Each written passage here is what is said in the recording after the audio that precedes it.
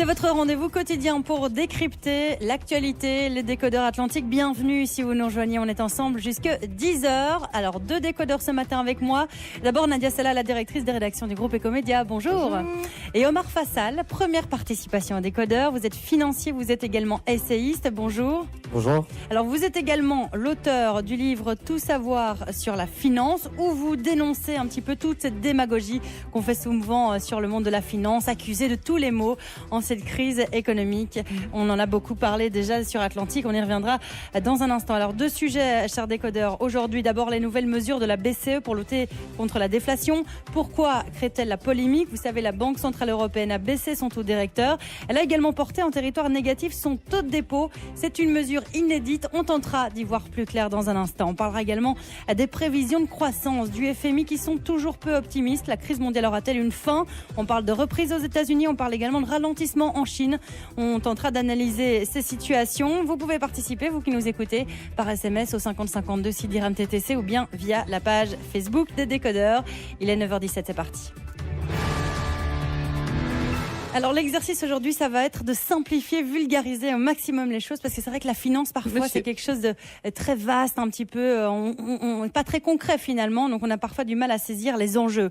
Un enjeu important, donc ces annonces de la Banque Centrale Européenne qui abaisse son taux directeur à 0,15%, qui porte en territoire négatif son taux de dépôt à 0,10%. C'est très technique tout ça. D'abord, qu'est-ce que ça signifie? Est-ce que c'est une bonne nouvelle? Omar Fassal, vous commencez? Alors, il n'y a pas eu un seul taux directeur qui a été baissé. La BCE a baissé tous ses taux directeurs. C'est-à-dire qu'elle a baissé le taux des opérations principales de refinancement. En clair, c'est le taux auquel les banques empruntent pour des durées de 1 semaine auprès de la Banque centrale. Donc, elle a baissé à 0,15%. Elle a baissé le taux de facilité de prêt marginal, qui est le taux auquel elle avance des liquidités sur une journée, sur 24 heures. Elle l'a baissé à 0,40%. Puis il a baissé, comme vous avez dit, le taux des facilités de dépôt. C'est-à-dire que les banques commerciales ont des fois des excédents de réserve qu'elles déposent auprès de la Banque centrale. Et à ce moment-là, elles ne sont plus rémunérées sur ces excédents de réserve. Elles sont pénalisées dessus avec un taux négatif de moins 0,10%. Alors qu'est-ce que ça veut dire concrètement? Est-ce que c'est un bon signe ou pas? C'est la baisse des taux, en tout cas. D'abord, il faut expliquer un taux négatif. C'est-à-dire que si une banque, et les banques font ça tout le temps avec les banques centrales, elles déposent, je dis n'importe quoi, 1000 euros, on va ne lui en rendre que 999,99. Voilà. Au bout de la journée, le lendemain, on ne lui rendra un peu moins. Voilà, c'est ça le taux négatif. On paye le dépôt, voilà. Alors que d'habitude, c'était la BCE qui paye le dépôt qu'on lui fait. Parce qu'elle reprête. Voilà. Exactement. Déjà sur le niveau des taux auquel la Banque centrale prête aux banques commerciales, il faut savoir que lorsqu'on baisse les taux, ce sont des mesures qui ont un impact lorsque les taux sont élevés et qu'on les baisse. Mais là, on avait des taux d'intérêt qui étaient déjà très très bas. On était déjà à 0,25% avant cette baisse-là. Donc il n'y aura pas d'impact significatif. Lorsqu'on voit les taux que les banques chargent aux clients, que ce soit par exemple sur des prêts aux ménages qui sont à 7,5%, sur des prêts immobiliers qui sont un peu plus de 3%, sur des prêts aux petites entreprises qui sont à 3,5%. Les marges des banques sont aujourd'hui assez importantes. C'est pas parce qu'on leur donne un petit peu plus qu'elles vont se mettre à prêter. Alors pourquoi on prend cette décision? Pourquoi la BCE prend cette décision? Parce qu'elle veut pas que les banques laissent de l'argent chez elles ou laissent de l'argent dormir. Elle veut les pousser à prêter. Donc l'immobilier n'est pas concerné par ces opérations. Je pense que l'immobilier n'est pas concerné pour qu'il n'y ait pas un refuge dans les valeurs refuges. Alors ça ne serve pas à cacher, à planquer de l'argent sans le prêter au système productif. Omar Fassal, vous voulez réagir? Oui, voilà, justement, sur cette question-là de taux négatif. Le but, c'est de pénaliser les banques pour qu'elles se mettent à prêter ces excédents de réserve. Ce qu'on a vu, c'est qu'il y a eu des précédents. Il y a eu des précédents en Suisse, dans les années 70. Il y a des précédents qui sont très proches de nous en Suisse, en 2009, pour limiter la hausse du franc suisse. Il y a eu un précédent en Suède, en 2009. Il y a eu un précédent au Danemark, qui est le plus récent, en 2012. La leçon qu'il en ressort de toutes ces expériences, c'est que c'est une manœuvre qui est assez impressionnante, mais dont les résultats sont assez minimes. C'est-à-dire que dans le cas du Danemark, ça a coûté aux entreprises près de 70 millions d'euros, aux banques 70 millions d'euros. Elles ont répercuté une partie de ces coûts sur les consommateurs. Donc ça a pénalisé en quelque sorte les consommateurs. Donc quoi, les prix ont augmenté, c'est ça que vous dites? Ça sert à lutter contre la baisse la déflation, c'est-à-dire quand les prix se mettent à baisser.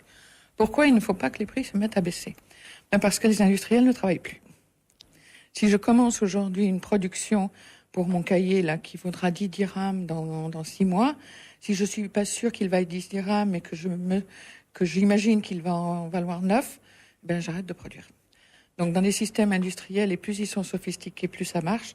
Il faut fuir la déflation. Donc l'inflation a du bon aussi, même si pour le Faire attention, consommateur, ça pas fait un trop. peu mal au portefeuille. Voilà, exactement. Marc-Fassal. La politique monétaire, c'est un gros navire. Ce n'est pas, vous n'êtes pas sur une bicyclette. Donc, lorsque vous êtes dans un trend où les prix sont en train de baisser, c'est très difficile de revenir en arrière. L'inflation, elle baisse depuis l'été. En juillet, elle était à 1,6%. Elle a baissé mois après mois.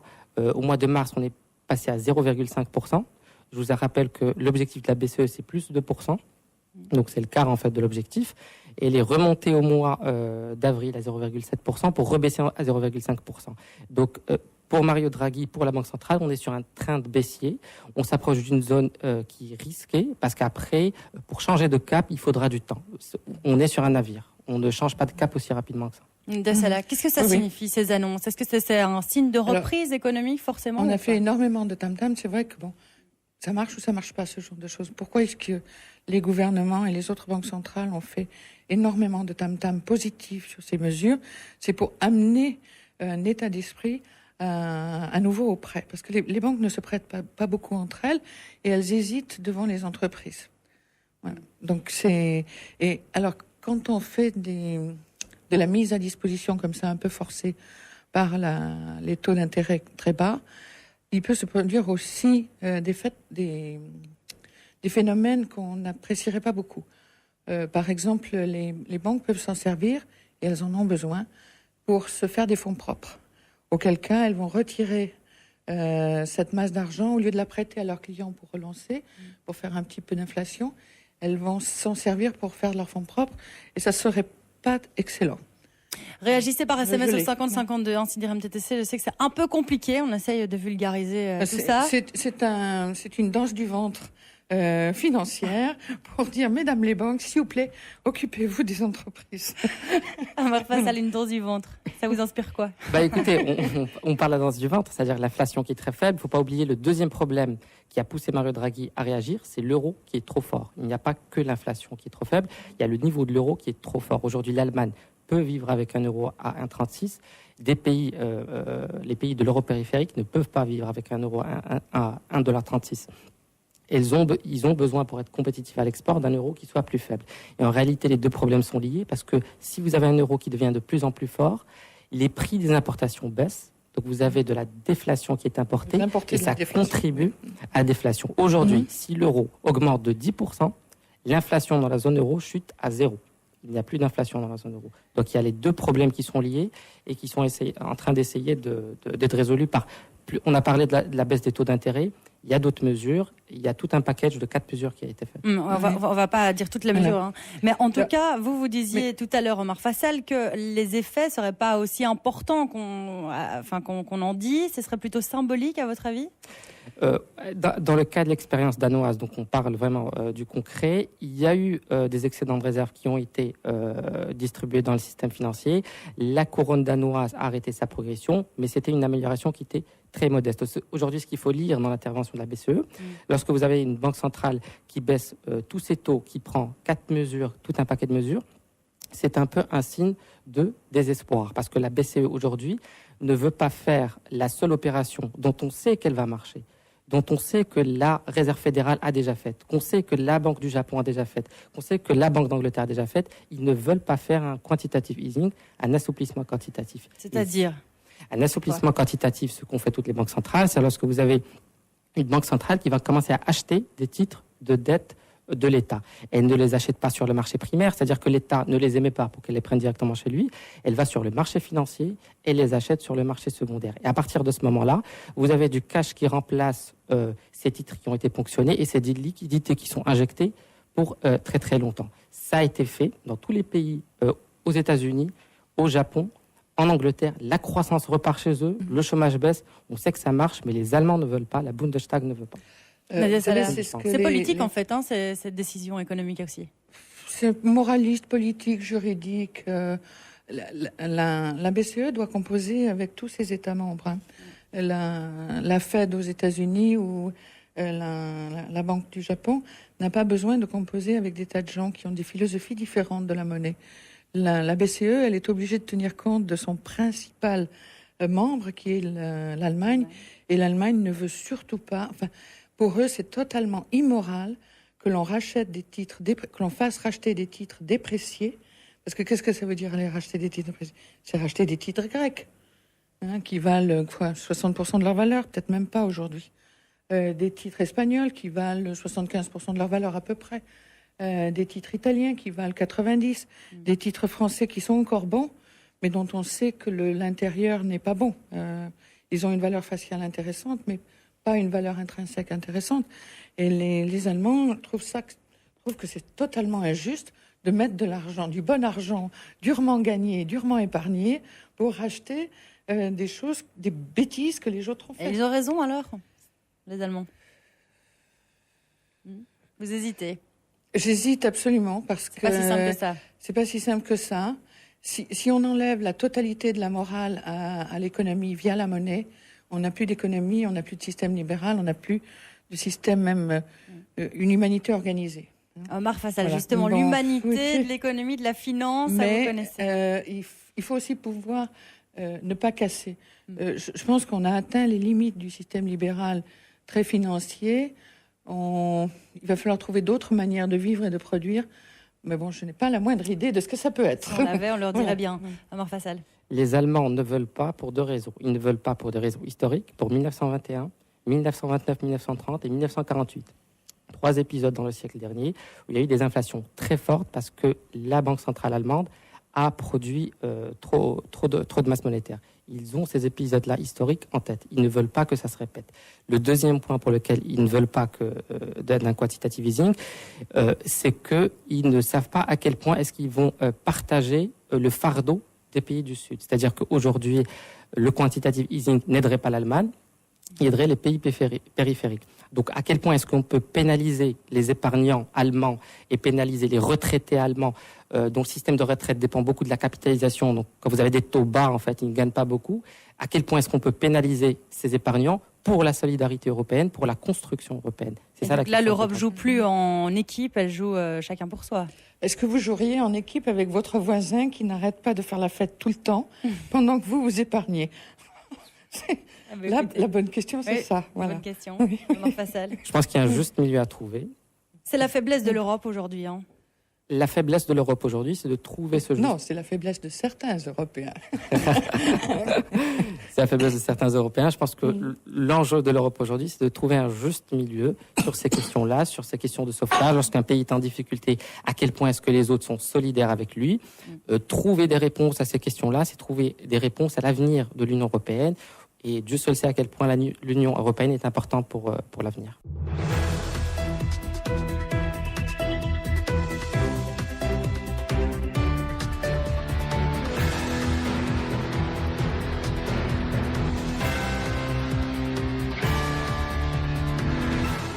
Il est 9h41 sur Atlantique. Bienvenue si vous nous rejoignez. On est ensemble jusque 10h avec les décodeurs Nadia Salah et Omar Fassal aujourd'hui.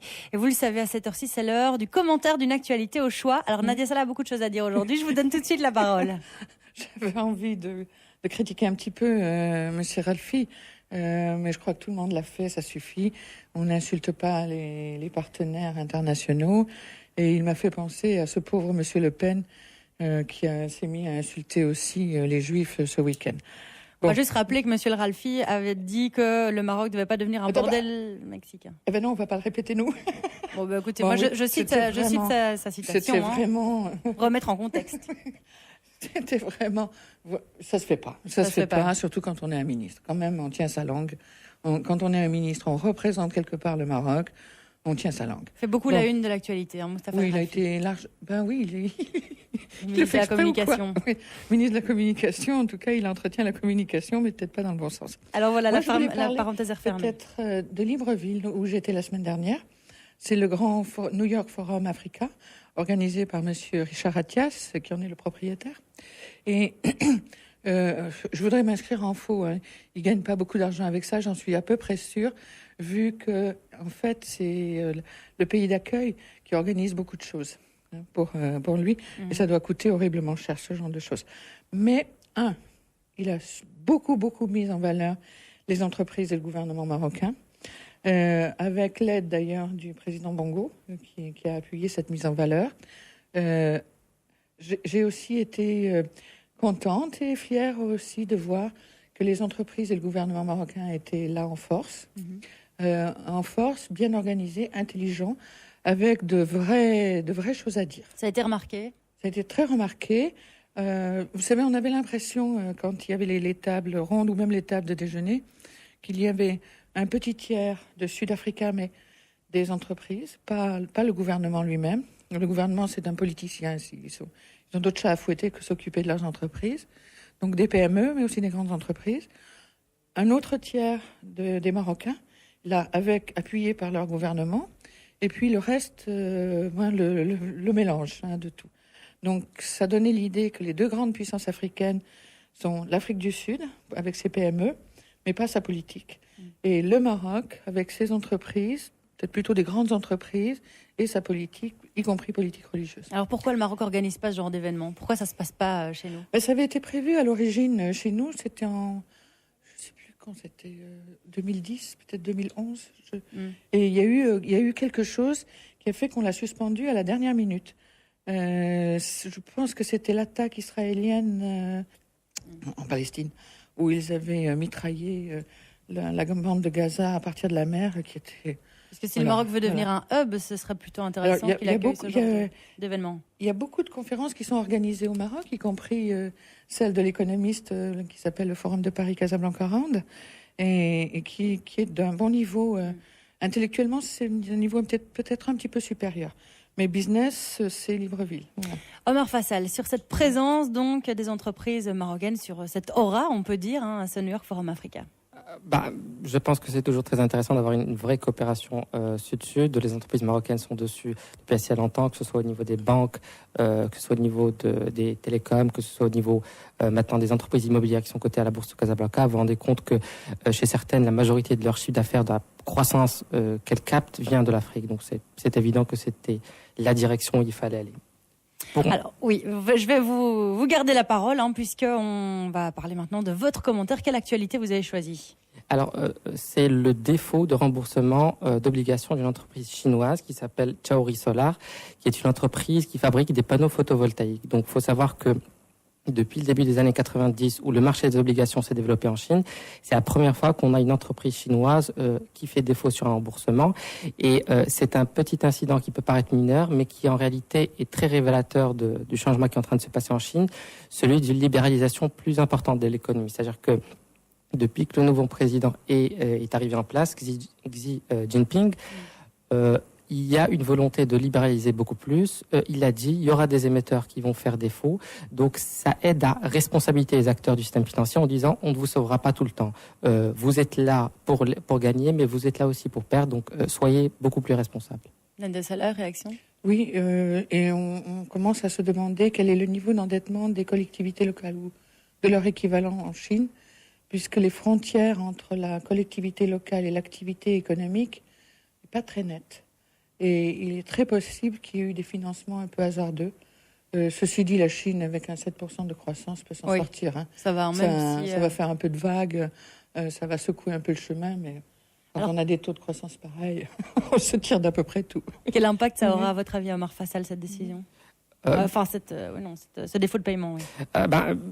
Ce qu'elle dit est très vrai, c'est-à-dire que l'économie chinoise aujourd'hui est trop endettée. C'est pas une dette de l'État au niveau fédéral, c'est plus de la dette au niveau des collectivités. C'est pas au niveau des ménages, c'est une dette aussi au niveau des entreprises. Donc il y a un mouvement qui est mené par les autorités pour essayer de faire baisser le montant de dette au niveau de toute l'économie chinoise. L'économie chinoise aujourd'hui ralentit beaucoup. C'est-à-dire, vous avez dit le taux de croissance est à 7%, mais en 2007, le taux de croissance était à 14%. Donc aujourd'hui, c'est la moitié de ce qu'on faisait avant. Les excédents commerciaux, la balance courante était de 10% en 2007, elle est aujourd'hui d'un peu plus de 2%. Donc il y a un vrai ralentissement et donc il y a un défi chez les autorités. Comment est-ce qu'on fait pour baisser le niveau d'endettement de tous les agents sans casser la croissance, parce qu'il y a des objectifs de stabilité sociale et de plein emploi derrière. Avec 7%, on a une marge. On n'est pas le 0,5% de la France ou le 4% du Maroc. J'ai le sentiment qu'on avait toujours un peu peur de voir cette puissance économique de la Chine. Est-ce que certains se réjouissent, entre guillemets, de ce ralentissement, même s'il est encore excellent ? Même si le taux de croissance est encore excellent. Vous savez, pendant les années 80, on avait dit la même chose sur le Japon. Lorsque le Japon était en pleine explosion, que vous aviez des Walkman Sony partout et toutes les innovations japonaises qui étaient sur le marché, on avait les mêmes titres sur le Japon qu'on a aujourd'hui sur la Chine. C'est-à-dire, est-ce que le Japon ne va pas dévorer le reste du monde? La réalité, c'est que la croissance, elle finit toujours par faiblir à un moment donné et que c'est ce qu'on est en train de voir. Il y a un vrai ralentissement.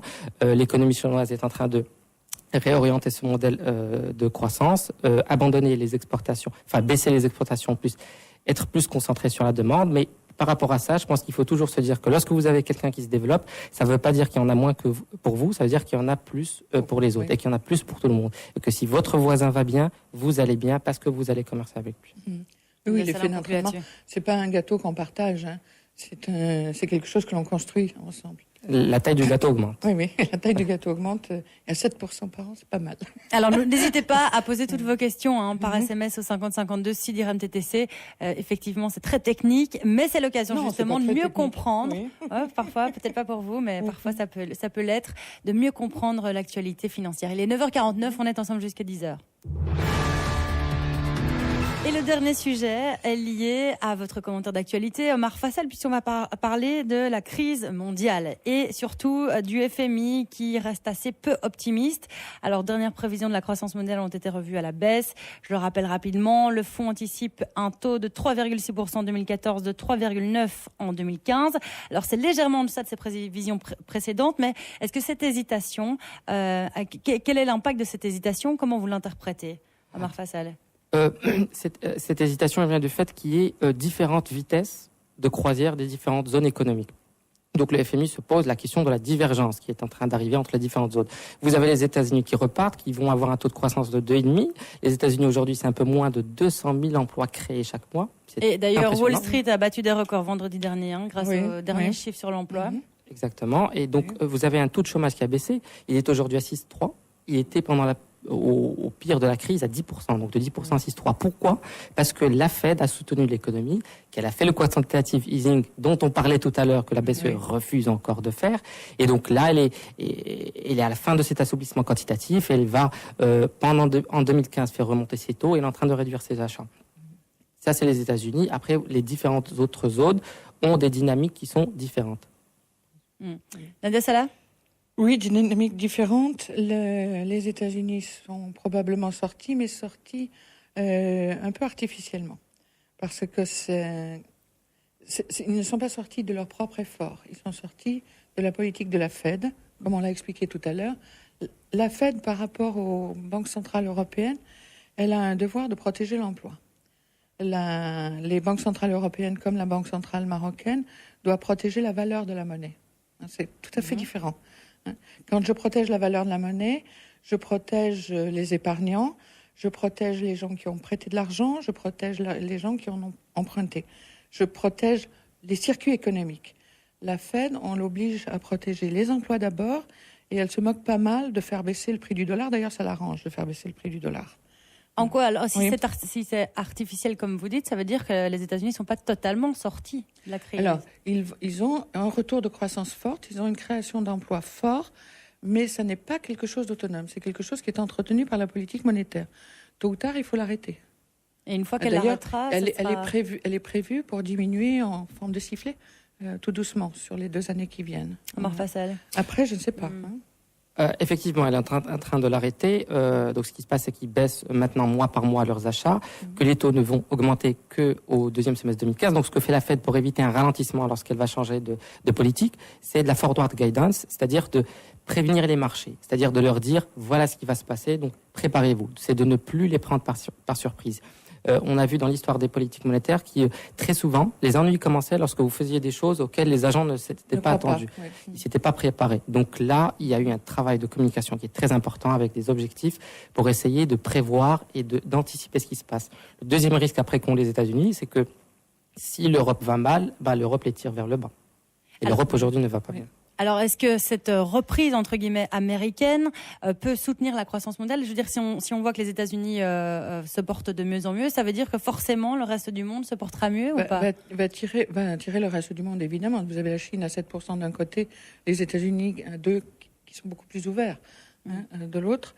Ça va forcément tirer l'Europe. Sera-t-elle capable d'en profiter complètement partout en Europe ? Oui, sans doute pour l'Espagne, oui, sans doute pour l'Italie, ou évidemment pour l'Angleterre et pour l'Allemagne, ou la Pologne. J'aurais des doutes sur la France parce qu'elle n'a encore pas trouvé son chemin. Or, la France est quand même un gros morceau de l'Union européenne. Fassal, vous êtes d'accord avec ça ? Oui. Les États-Unis, la reprise va bien évidemment soutenir la croissance de l'économie mondiale. Il faut voir que la croissance de l'économie mondiale sur les dernières années a plus été soutenue par les pays émergents. Aujourd'hui, les pays émergents, à l'image de la Chine, vivent un ralentissement. Ils sont encore en croissance, mais bon, ils ont un ralentissement parce qu'ils ont eu des soucis financiers en fait en début d'année. Les BRICS aussi, en général. Oui, c'est exactement. Eux qui ralentissent. Les BRICS sont un ralentissement, c'est-à-dire que quand la Fed a commencé à augmenter ses taux en début d'année, vous avez les investisseurs qui ont fait sortir leurs capitaux de ces pays émergents pour aller les mettre aux États-Unis, où vous avez des taux d'intéressant, des rentabilités intéressantes, et vous avez moins de risques. Donc, la sortie des capitaux de ces pays émergents a fait s'écrouler leur monnaie. Les banques centrales sont intervenues en remontant leurs taux pour stopper la dégringolade. Mais quand vous faites ça, vous temporisez la croissance. Oui. Parce qu'on disait il y a peu que les BRICS allaient porter l'économie mondiale à l'avenir. Il ne faut pas toujours croire ce que les journalistes racontent. On est bien placé pour le savoir. C'est plus le cas aujourd'hui alors ? Oui. Ce n'est pas vraiment le cas sur le court terme, c'est-à-dire que les pays émergents aujourd'hui vivent un ralentissement, mais sur le long terme, ça reste des marchés avec des milliards de consommateurs, une classe moyenne qui était en pleine formation, donc il faut y aller. On ne pourra pas faire sans. Oui. Voilà, exactement. Oui. Mais et voilà. on a une aubaine démographique dans ces pays. Le nombre de jeunes adultes capables de travailler, de bien travailler, est en forte augmentation. C'est l'aubaine démographique de ces pays. Ça fait... On n'a jamais calculé, mais peut-être que ça doit faire 1%. Rien que par l'existence de ces jeunes adultes. Réagissez par SMS au 5052 Sideram TTC. Est-ce qu'on peut parler d'une fin de la crise mondiale ? À quand la fin de la crise ? On n'arrête pas d'en parler depuis des années. À mon avis, il faut apprendre à vivre avec ce truc-là. Oui, il faut apprendre à vivre là-dedans. Ce qui nous embête, nous, c'est qu'il faut attendre que la France reprenne pour être tirée. On est en train de développer d'autres points, mais c'est lent. La France reste notre principal partenaire de très, très, très loin. D'où l'importance du développement sud-sud maintenant. Oui, de chercher des rentabilités plus élevées, avec des risques plus élevés, mais des rentabilités plus élevées. C'est vraiment très important. Quoique dans la masse du PIB marocain, c'est pas énorme. Il ne faut pas croire que l'Afrique va remplacer la France ou l'Allemagne ou l'Espagne d'un seul coup dans nos partenariats extérieurs. Omar Fassal, là-dessus. J'ai un avis qui est peut-être un peu plus optimiste sur ça. Je pense qu'on s'en sort pas mal vu la gravité de la crise. C'est-à-dire que la gravité de la crise qui est en 2008, c'était aussi pire que la crise de 1929. La crise de 1929, elle ne se termine qu'en 1945 avec la guerre. Donc pendant 15 ans, vous avez des économies qui traînent et ça finit par des conflits armés d'une puissance majeure. Aujourd'hui, on a fait tout ce qu'on n'avait pas fait en 1929. Il y a eu une coordination avec le G20. On était passé avec Sarkozy à Londres. Si vous vous souvenez du G7 au G20, il y a eu une coordination des politiques monétaires pour ne pas faire en sorte que la crise soit grave. Donc le fait qu'on ait une croissance qui repart après 6 ans, je conçois que c'est difficile à se mettre en tête, que c'est pas simple, qu'on aimerait bien que ça aille encore plus vite, mais il faut se rappeler la gravité de la crise qu'on a passée derrière nous. On s'en sort bien, on sauve les meubles. Oui, un peu plus que ça, voilà. Pourquoi le FMI reste alors aussi peu optimiste ? Est-ce qu'on peut dire qu'il est peu optimiste d'ailleurs ? Je ne trouve pas si pessimiste que ça. Et il révise à la baisse, mais ça fait très longtemps qu'on a des révisions à la baisse. Il doit y avoir une quinzaine d'années qu'on a des révisions à la baisse vers le mois d'avril, le mois de juin. Entre avril et juin, ça dépend des pays et des zones. Donc au début, on donne des taux plus optimistes que la réalité pour un petit peu susciter l'engouement, et puis après, on revoit ça. Non, il le calcule vraiment. Vraiment. Omar Fassal. Oui, bon, le FMI est assez réaliste, je pense, dans ses projections. vous avez aujourd'hui un taux de chômage qui est bas aux États-Unis, à 6%. En Grande-Bretagne, on est à 6,9%. Au Japon, on est à 4%. Ça ferait rêver plusieurs pays. La Chine est aussi à un taux de chômage de 4%. Donc, il y a des gens qui s'en sortent. Pas tout le monde est dans cette situation-là. Le problème aujourd'hui, c'est que la BCE, une fois qu'elle aura essayé toutes ces mesures, qu'elle verra d'ici peut-être la fin de l'année que ça ne marchera pas, qu'elle sera obligée de faire un assouplissement quantitatif comme ont fait les autres banques, pour que ça reparte en Europe. Et puis, il faudrait que les marchés émergents passent cette petite passe difficile qu'ils sont en train de traverser. Mais aujourd'hui, on est quand même beaucoup plus confiant dans l'avenir qu'on ne l'était l'année dernière. Il y avait un problème dans les pays émergents, que nous, on a bien vu ici, parce que on a souvent financé la formation rapide d'une couche moyenne avec des subventions. Et souvent des subventions sur des biens sophistiqués. Chez nous, c'était le pétrole. En Turquie, je ne me rappelle plus ce que c'était, les voitures peut-être. Au Brésil, il y avait du pétrole. Donc, sur des biens que consomment les couches moyennes pour les favoriser. Et il arrive un moment où on n'a plus les moyens budgétaires de continuer. Il faut changer. D'où des explosions de colère en Turquie, des explosions de colère en Argentine, au Brésil, voilà. Quelques jours de la Coupe du Monde. Et quand en plus on va construire des grands stades et qu'on ne me donne plus mon ticket d'essence pour ma voiture, je ne suis pas contente. Voilà. Omar Fassal là-dessus. Oui, c'est pas faux. Il y a beaucoup de consommation qui a été stimulée par le crédit, par les subventions. Je pense que si vous êtes dans un modèle où vous avez des entreprises qui sont innovantes, qui créent de la valeur ajoutée, des entreprises type allemande qui produisent des produits à forte valeur ajoutée que tout le monde veut, que tout le monde s'arrache et qui fait que ces produits-là deviennent assez insensible au niveau du cours de change. Tout le monde aujourd'hui veut des produits allemands. À ce moment-là, vous arrivez à créer de la vraie valeur ajoutée et vous n'avez pas besoin de stimuler la croissance avec des crédits, avec d'autres choses. C'est un petit peu l'enjeu du Maroc, créer des produits à forte valeur ajoutée. Oui, surtout il a la richesse immatérielle pour ça. Voilà, on y croit. En tout cas, je vous sens optimiste et franchement, ça fait du bien ce genre de discours parce que quand on écoute l'actualité, on a l'impression qu'on va tous... Faut pas écouter les journalistes. Voilà. Je vais relativiser ce que vous dites parce que sinon, restez bien à l'écoute d'Atlantic Radio. Merci beaucoup Nadia Sela d'avoir participé aujourd'hui. Merci Omar Fassal. Première participation, ça vous a plu? Merci beaucoup. Vous reviendrez. N'oubliez pas son livre. On rappelle son livre. Tout savoir sur la finance. C'est les éditions Libère. À peu près dans toutes les librairies à Casa et à Rabat. Ou sinon commandable sur Internet. Commandable sur Internet. Voilà. Et donc vous luttez contre la démagogie autour du milieu financier. Exactement, et le populisme, des deux côtés, démagogie et populisme. Et on aime bien les ça choses sur au milieu. Et les discours en plus, c'est un peu rigolo. Voilà. Et ben voilà.